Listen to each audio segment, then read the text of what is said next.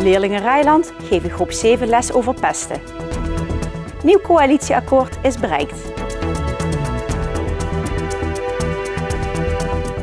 Het is vandaag 24 april. Dit is het PLMA-journaal. Het ministerie van Justitie laat onderzoek doen naar de TBS-kliniek de Rooise Wissel in Oostrum. Ook is er voorlopig een patiëntenstop ingesteld. Tevens wordt een deel van het personeel op integriteit doorgelicht. Dat heeft het ministerie donderdag bekendgemaakt. De maatregelen zijn genomen naar aanleiding van het EO-televisieprogramma Dit is de Dag, dat woensdagavond melding maakte van misstanden in de Rooise Wissel. TBS'ers op een gesloten afdeling waren in het programma te zien met drugs, messen, mobiele telefoons en contant geld. De gedetineerden krijgen of kopen deze spullen naar eigen zeggen van het personeel. De gedetineerden maakten zelfs stiekem opnamen met de camera van een telefoon. Die beelden zijn uit de Rooise Wissel gesmokkeld. Ze zeggen op deze manier aandacht te willen vragen voor de gevaarlijke situatie. Staatssecretaris Fred Teeven van Veiligheid en Justitie heeft inmiddels een bezoek gebracht aan de Oostrumse kliniek. Daarna werd besloten tot het uitgebreidere onderzoek. 2 leerlingen van VWO 5 van het Rijland College geven op basisschool De Hommel les in groep 7 over pesten. Hiermee willen ze de kinderen leren hoe je om kunt gaan met dit probleem. Rachel Hermans en Laurie Nelissen zijn al een aantal keer op De Hommel geweest om les te geven. Zij doen dit in het kader van het vak Management en Organisatie, waar ze in het 5e leerjaar een praktische opdracht voor moeten doen. Daarvoor moeten ze een eigen onderneming opzetten. Rachel en Laurie kozen voor dit project. Wij zijn gaan brainstormen en we wilden eigenlijk graag iets doen met kinderen van de basisschool. En ook graag iets over pesten. Wilden we die kinderen een beetje bewustzijn creëren bij de kinderen over pesten. De 2 dames geven de lessen op een creatieve en speelse manier. Ze vertellen niet alleen over het onderwerp, maar zijn samen met groep 7b bezig met het maken van een film. En hiermee hopen Rachel en Laurie de kinderen uit groep 7 een aantal dingen mee te geven over pesten. Ja, hoe ze om moeten gaan met pesten, wat ze daarmee kunnen doen. En dat ze er iets aan kunnen doen als het gebeurt en dat het dan hopelijk niet meer voorkomt. Hè. Woensdag gingen de leerlingen hard aan de slag met het schrijven van een goed script over pesten. Ieder groepje leerlingen kreeg een eigen scène die ze moesten uitschrijven. En dit wordt uiteindelijk dus samengevoegd in een film. Nou, we gaan een film maken en daar kunnen we inleven hoe de pester zich gedraagt en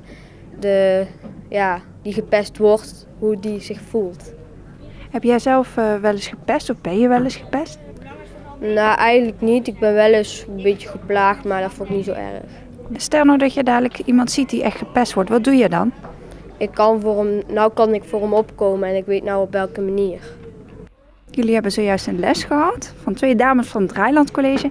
Wat leren ze jullie nou precies? Ja, hoe je om moet gaan met pesten. En hoe moet dat dan? Hoe moet je omgaan met pesten? Ja, zoveel mogelijk helpen en zoveel mogelijk zorgen dat het weinig voorkomt. Heb je dat zelf wel eens moeten doen? Ja, ik heb zelf wel eens geholpen. En heeft dat toen ook geholpen? Ja, een beetje wel, maar soms gaan ze er wel mee door. Tot wanneer Rachel en Laurie bezig zijn op De Hommel is nog niet duidelijk.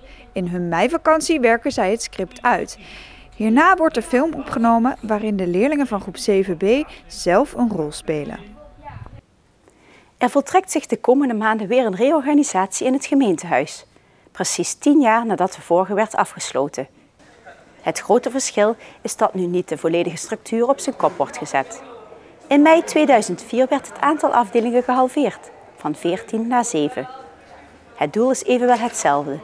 De gemeente moet efficiënter werken en tegelijkertijd bezuinigen. De huidige ambtelijke opzet is te intern gericht en te veel gebaseerd op eigen vakdisciplines. De nieuwe coalitie in Venray is rond. Gisteravond bereikte CDA, D66 en Samenwerking een akkoord voor de komende 4 jaar. Maar helemaal kant en klaar is het akkoord nog niet. We hebben een akkoord, we hebben alles besproken en afgesproken, maar we leggen het nog wel voor aan onze leden, aan de achterbannen. Dat doen we vandaag op donderdag. Dan kunnen alle 3 de coalitiepartners het voorleggen aan hun mensen in de partij.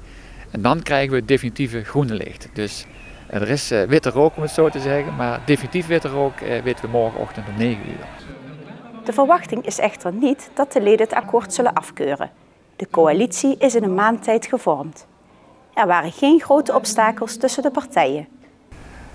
Nou, eigenlijk niet. We hebben al in de verkenning gezien dat er best wel veel overeenstemming was op hoofdlijnen. Dit akkoord gaat trouwens vooral voort op wat we de afgelopen 4 jaar hebben gedaan, maar we zetten wel een aantal accenten. En die accenten, daar ging het net om, maar dat waren geen echt heikele punten of zo. We hebben in goed overleg met elkaar gesproken. Wat voor accenten? Nou, die accenten die staan in het akkoord. Dat presenteren we vanavond nog aan de leden. Morgenmiddag is er een persconferentie en dan gaan we echt op inhoud en personen in. Dat wil ik vandaag nog niet doen. Morgen wordt het akkoord dus aan de buitenwereld gepresenteerd. Op 13 mei is een extra raadsvergadering waarin het coalitieakkoord aan de raad wordt voorgelegd. Tot zover het PLMA-journaal. Tips kunt u mailen naar de redactie. Deze uitzending wordt herhaald tot en met vrijdag 6 uur 's avonds. Om 7 uur is er weer een nieuw journaal. Weer of geen weer, bij ons is het altijd vakantieweer. Aankomende nacht is het droog. Het wordt niet kouder dan 10 graden. Morgenochtend is het droog en tijdens vrij zonnig weer wordt het snel warmer. Het wordt 's middags maximaal 24 graden. Bedankt voor het kijken en heel graag tot morgen.